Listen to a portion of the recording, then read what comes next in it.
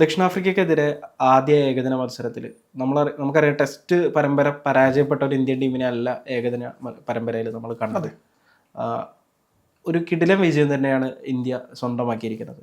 ഒരുപാട് പോസിറ്റീവ് ഘടകങ്ങൾ ഇന്ത്യൻ ടീമിനെ സംബന്ധിച്ച് ഈ മത്സരത്തിലുണ്ട്. തീർച്ചയായും. അതിലിപ്പോൾ നമുക്ക് പറയുമ്പം സേഫ് ആദ്യം പറഞ്ഞ പോലെ ടെസ്റ്റ് പരാജയപ്പെട്ട ടീമല്ല ഇവിടെ കളിക്കുന്നത്. അതിൻ്റെ വലിയ വ്യത്യാസം വിരാട് കോഹ്ലിയും രോഹിത് ശർമ്മയാണ് തിരിച്ചെത്തിയെന്നുള്ളത്. അത് ഒരു പഴയ നമ്മൾ ടെസ്റ്റിൽ പ്രതാപകാലത്തെ ടീം നമ്മൾ പറയുന്നത് പഴയ പ്രതാപം എന്നല്ല, തൊട്ടടുത്ത് വരേണ്ട ടീമിന് പറയുന്നത് ആ രണ്ട് താരങ്ങളാണ്. ഇന്നലത്തെ മത്സരത്തിൻ്റെ പ്രധാന പോസിറ്റീവും അത് രണ്ടും തന്നെയാണ്. അതിലൊന്ന് വിരാട് കോഹ്ലിയുടെ ഒരു മാസ്റ്റർ ക്ലാസ്. വിരാട് കോഹ്ലി എങ്ങനെയായിരുന്നു നമ്മൾ കളിച്ചത് നമുക്കറിയാം. സെഞ്ചുറികളുടെ വൺ ഡേ സെഞ്ചുറികളുടെ റെക്കോർഡ് ഭേദിച്ച് മുന്നോട്ട് പോവുകയാണ് താരം. ഇന്നലെ വന്ന ആ ഇന്നിങ്സും സൂപ്പർ ഇന്നിങ്സാണ്. നമുക്കൊന്നും വിമർശിക്കാനോ പറയാനോ ഒന്നുമില്ല. നന്നായിട്ട് കളിക്കാൻ വേണ്ടി വിരാട് കോഹ്ലിയുടെ പീക്ക് ഫോം ഒന്ന് കാണാൻ വേണ്ടി പറ്റി.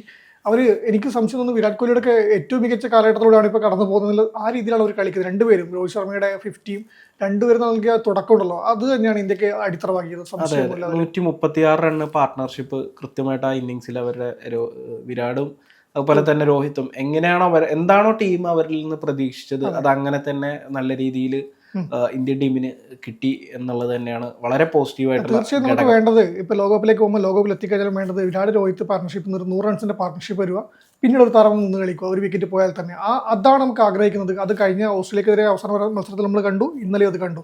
ഇത് തുടർന്നാൽ ഇന്ത്യക്ക് ആ ഒരു സംശയമില്ലാണ്ട് ആത്മവിശ്വാസത്തോടെ മുന്നോട്ട് പോകാൻ വേണ്ടി പറ്റും.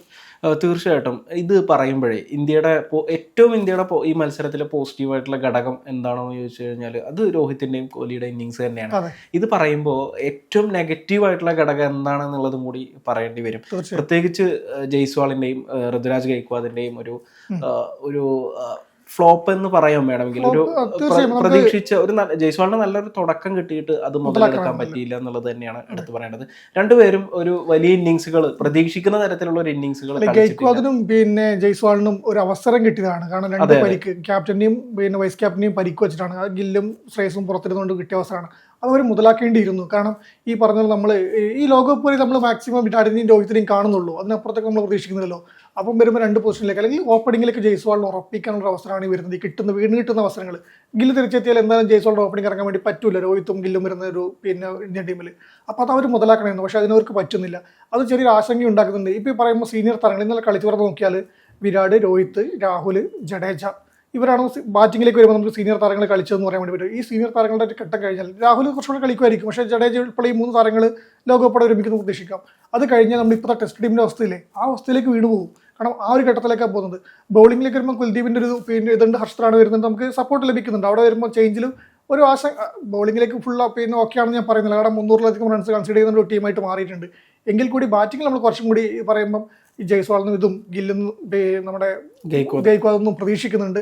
അത് അവർ ഡെലിവർ ചെയ്യണം. ഇപ്പം ഈ ഒന്നാം മത്സരത്തിൽ പോട്ടെ, ഇപ്പോൾ പറഞ്ഞാൽ രണ്ടുപേരും തിരിച്ചു വന്നതേ ഉള്ളൂ. അവർക്ക് നമ്മൾ വലിയൊരു ഗ്യാപ്പിന് ശേഷം കളിക്കാൻ വരുന്നതാണെന്ന് പറയാൻ വേണ്ടി പറ്റും. അപ്പോൾ നമുക്ക് അവർക്ക് അവസരം കൊടുക്കണം. നമ്മൾ ഒരു മത്സരം കൊണ്ട് വിലയിരുത്താൻ പാടില്ല.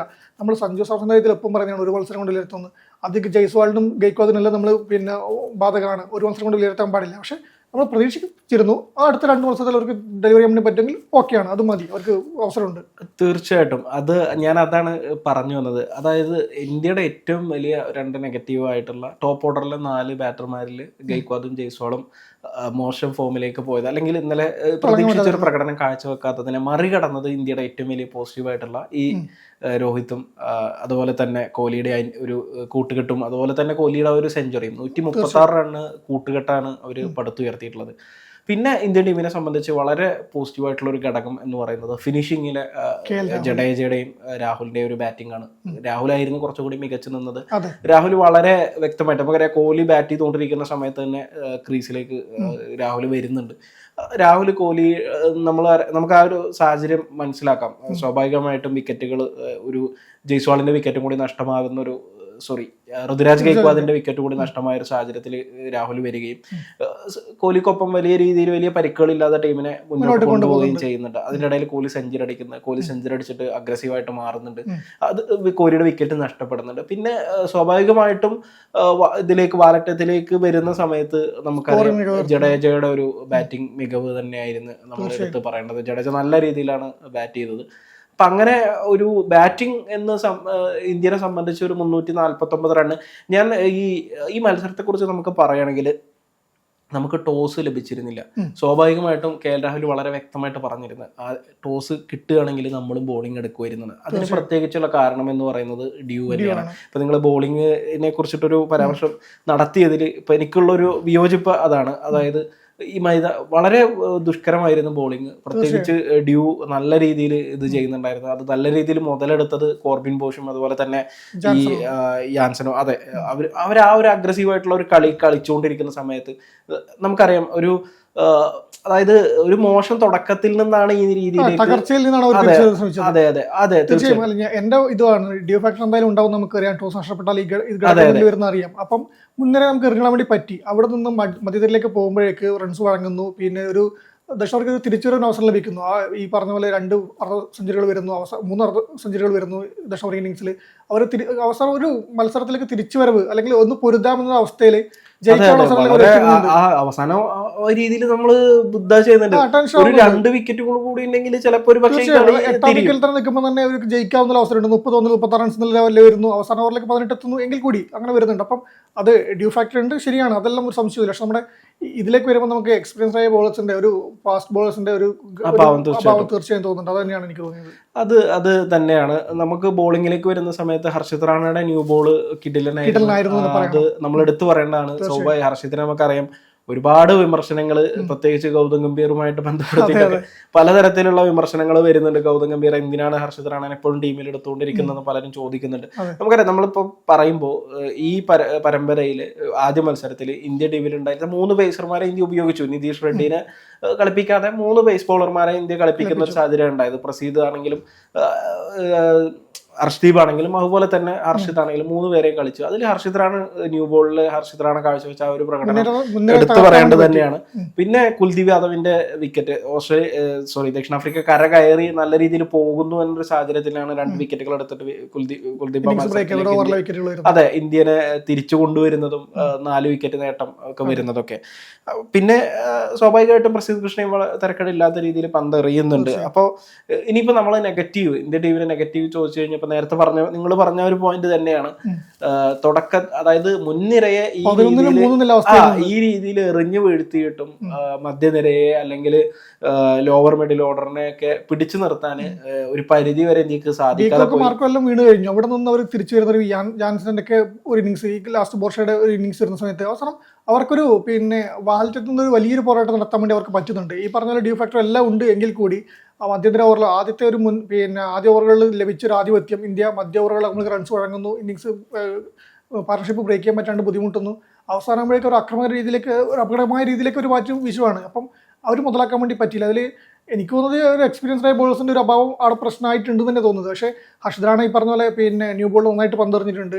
അവസാനമ്പോഴേക്ക് പിടിക്കാൻ വേണ്ടി പറ്റിയിട്ടുണ്ട്. എനിക്ക് നമുക്ക് പ്രശ്നമില്ലാണ്ട് ജയിക്കാൻ വേണ്ടി പറ്റിയിട്ടുണ്ട്. എങ്കിൽ കൂടി ഇത്രയും 300 റൺസ് വഴങ്ങുന്നു എന്നുള്ളൊരു കൺസേൺ തന്നെയാണ്. അത് അത്രയും ഇടാണ്ടിരിക്കാൻ വേണ്ടി നമ്മൾ ശ്രമിക്കേണ്ടത്. അതിന് പറ്റിയ ടീം നമുക്കുണ്ട്. ഇപ്പം കുൽദീപിനെ നമുക്കറിയാം.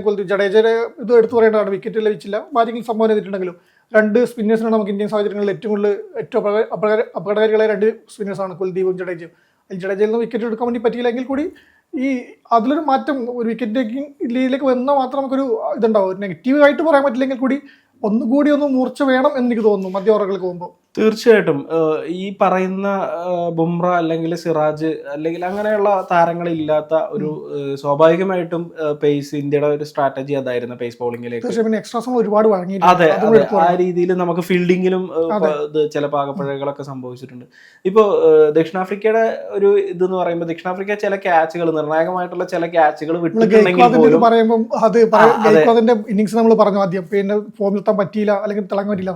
അതിന് കാരണം കൂടെ നമ്മൾ പറയണം. ബ്രവീസിന്റെ ഒരു പറക്കം ക്യാച്ച് അതൊരു വല്ലാത്തൊരു ഇതായിരുന്നു. അല്ല, മിക്കവാറും ഋതുരാജ് അടുത്ത ചെന്നൈയുടെ ക്യാമ്പിൽ എത്തിക്കഴിഞ്ഞാല് നീ എന്ത് ക്യാച്ചാണ് ക്യാപ്റ്റനാണ് പിടിച്ചിട്ടത്. അതെ അതെ, അങ്ങനെ ആ ക്യാച്ചൊക്കെ നമ്മൾ കണ്ടു കഴിഞ്ഞാല് വല്ലാതെ ഇപ്പൊ നമുക്കറിയാം ചരിത്രത്തിൽ ഒരുപാട്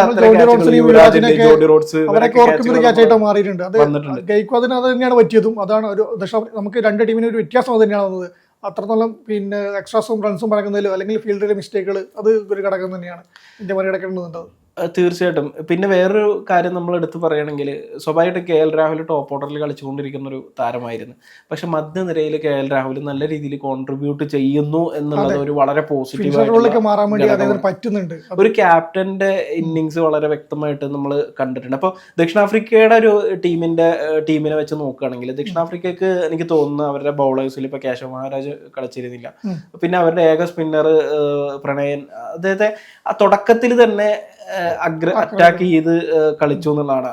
അദ്ദേഹത്തിന്റെ ഒരു വിരാട് കോഹ്ലിയുടെ ഒരു ഷോട്ടൊക്കെ കഴിഞ്ഞിട്ട് അദ്ദേഹം നിന്ന് ചിരിക്കുന്നതാണ്, എന്താണ് സംഭവിക്കുന്നത് ആ രീതിയിലേക്ക്. ഇപ്പൊ അങ്ങനെ ഇപ്പൊ ഞാൻ നേരത്തെ പറഞ്ഞ പോലെ ടോസ് നഷ്ടപ്പെട്ടെങ്കിൽ കൂടി കൃത്യമായിട്ട് ഇന്ത്യക്ക് ഒരു പ്ലാൻ ഉണ്ടായിരുന്നു. ഏറ്റവും കുറഞ്ഞത് ഒരു 350 റണ്ണ് വിജയലക്ഷ്യം ദക്ഷിണാഫ്രിക്കക്ക് നൽകുക എന്നുള്ളത്. കാരണം നമുക്കറിയാം ഇപ്പോ ഡ്യൂ ഫാക്ടർ ഒരു പല മത്സരങ്ങളിലും ഒരു ഘടകമായിട്ട് നിർണായകമാവാറുണ്ട്. അപ്പൊ അത്തരം മത്സരങ്ങളിൽ ആദ്യം ബാറ്റ് ചെയ്യുന്ന ടീം ശ്രമിക്കാറുള്ളത് ആ മൈതാനത്തെ ആവറേജ് സ്കോറിനേക്കാളും ഒരു കുറച്ചധികം സ്കോർ നേടാൻ നോക്കുക എന്നുള്ളതാണ്. അതിൽ ഇന്ത്യക്ക് കൃത്യമായിട്ട് കോൺട്രിബ്യൂട്ട് ചെയ്തത് വിരാട് കോഹ്ലി, അതുപോലെ തന്നെ രോഹിത് നല്ല രീതിയിൽ കളിച്ചിട്ടുണ്ട്, KL രാഹുൽ നല്ല രീതിയിൽ കളിച്ചിട്ടുണ്ട്, ജഡേജ കോൺട്രിബ്യൂട്ട് ചെയ്തിട്ടുണ്ട്, ജയ്സ്വാൾ നല്ല രീതിയിൽ തുടങ്ങിയിട്ടുണ്ട്. അത് ഞാൻ എടുത്തു പറയുന്നത് ജയ്സ്വാൾ. അതെ, തീർച്ചയായിട്ടും ന്യൂ ബോളിൽ ഒരു നല്ല തുടക്കം ജയ്സ്വാളിന് കിട്ടിയെങ്കിൽ പോലും അത് മുതലെടുക്കാൻ കഴിഞ്ഞില്ല എന്നുള്ളത് തന്നെയാണ് നമ്മൾ എടുത്തു പറയേണ്ടത്. പിന്നെ ഈ പറയുന്ന ദക്ഷിണാഫ്രിക്കയുടെ പറഞ്ഞ പോലെ ബൗമയുടെ പോലുള്ള ഒരു ക്യാപ്റ്റന്റെ ഒരു മിസ്സിങ് ദക്ഷിണാഫ്രിക്കക്ക് ഉണ്ടായിരുന്നു എന്നുള്ളൊരു സംഭവം. നമുക്കറിയാം സീനിയർ താരമാണ്, ടീമിനെ നയിച്ചിട്ടുണ്ട്. പക്ഷെ എങ്കിൽ കൂടി ബൗമ ഇപ്പോൾ ടീമിന് നൽകിക്കൊണ്ടിരിക്കണം. പിന്നെ പ്രത്യേകിച്ച് കഴിഞ്ഞ കുറച്ച് മത്സരങ്ങളായിട്ട് ദക്ഷിണാഫ്രിക്കയുടെ ഏകദിന മത്സരങ്ങളുടെ പ്രകടനം വളരെ മോശം. പക്ഷെ അവരുടെ ബാറ്റിംഗ് ഡീകോക്ക്, റയാൻ റക്കിൾട്ടൺ, ഐഡൻ മർക്കം ഇങ്ങനത്തെ പ്രമുഖ ബാറ്റർമാർക്കൊന്നും നിൽക്കാൻ പോലും അവസരം കൊടുത്തില്ല എന്നുള്ളത് തന്നെയാണ് ഇന്ത്യൻ. അതെ, അത് എടുത്തു പറയേണ്ട കാര്യം തന്നെയാണ്. അവർക്ക് ഒരു ചാൻസ് കൊടുത്തില്ല. അത്തരം ഒരു ചാൻസ് കൊടുത്തു കഴിഞ്ഞാൽ അത് മുതലാക്കുകയും വലിയ ഇന്നിങ്സുകളിലേക്ക് പോവുകയൊക്കെ ചെയ്യുന്ന ആളുകളാണ് ഇവരെല്ലാവരും. നമുക്കറിയാം ഒരു ഫോമിൽ എത്തിക്കഴിഞ്ഞാൽ പിടിച്ചാൽ കിട്ടില്ല എന്ന് പറയുന്ന പോലത്തെ ഒരു ഇതാണ്. പ്രത്യേകിച്ച് ഈ നമ്മളെ ഈ പറയുന്ന യാൻസനും അതുപോലെയുള്ള ബാക്കിയുള്ള താരങ്ങളെല്ലാവരും ബാറ്റ് ചെയ്ത ഒരു രീതി വെച്ചിട്ട് അവര് ഈ പറയുന്ന പവർ പ്ലേയും 10-15 ഓവർ വരെയൊക്കെ അവരുടെ ടോപ്പ് ഓർഡർ പിടിച്ച് നിൽക്കുകയാണെങ്കിൽ ഒരു പക്ഷേ അവർ വലിയൊരു സ്കോറിലേക്ക് പോകുമായിരുന്നു എന്നുള്ളത് തന്നെയാണ് നമ്മൾ കരുതേണ്ടത്. പക്ഷെ ഇന്ത്യനെ സംബന്ധിച്ച് വളരെ ഈ വിജയം ഇന്ത്യനെ സംബന്ധിച്ച് അത് വേണ്ടത് തന്നെയായിരുന്നു. കാരണം കോഹ്ലിയുടെ ഒരു സെഞ്ചുറി അവിടെ നിൽക്കുന്നുണ്ട്.